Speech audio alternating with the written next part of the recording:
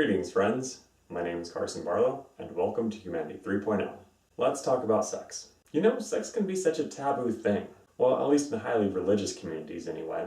And I find this to be really sad, because sex is awesome.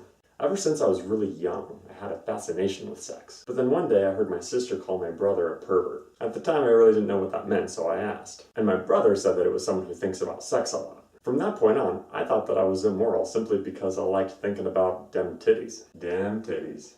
Anyway, it wasn't until after I became an atheist did I realize that there was really nothing morally wrong with me.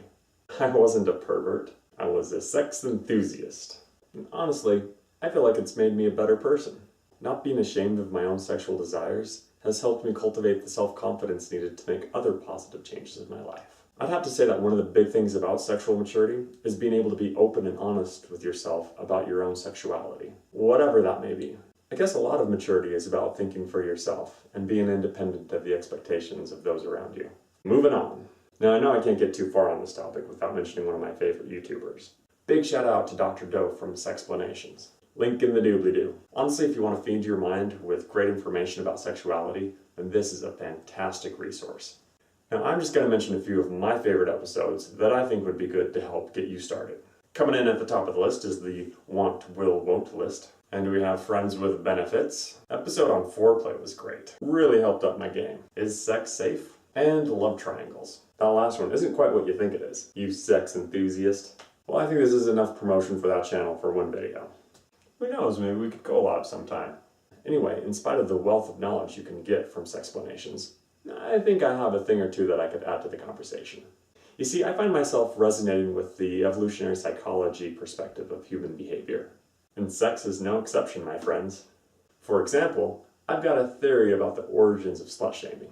Now, of course, this is just a theory, and I'm sure I'm not the first to think of this. See, once civilization started to become a thing, then child mortality started to drop. And as we see in modern times, when child mortality starts to drop, then about 10 to 20 years later, the birth rates for that country then end up falling as well, which stabilizes the population. But unlike modern times, ancient civilizations didn't have birth control, so they had to rely on culture instead.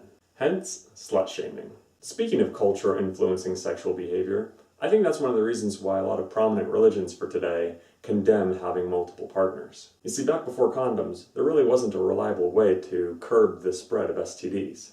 Abstinence before commitment actually was the best option you had for thousands of years. Now that advice is disastrous compared to modern safe sex practices, but I still find the whole thing quite intriguing. Anyway, it would make sense from an evolutionary standpoint that religions that would have a negative sex mentality would have a healthier population than those who didn't. And those populations were able to propagate more effectively, increasing their religious prominence. That's just a theory of mine anyway. Well, gotta go. We'll see you guys next week. Stay sexy. Oh, I mean, stay classy.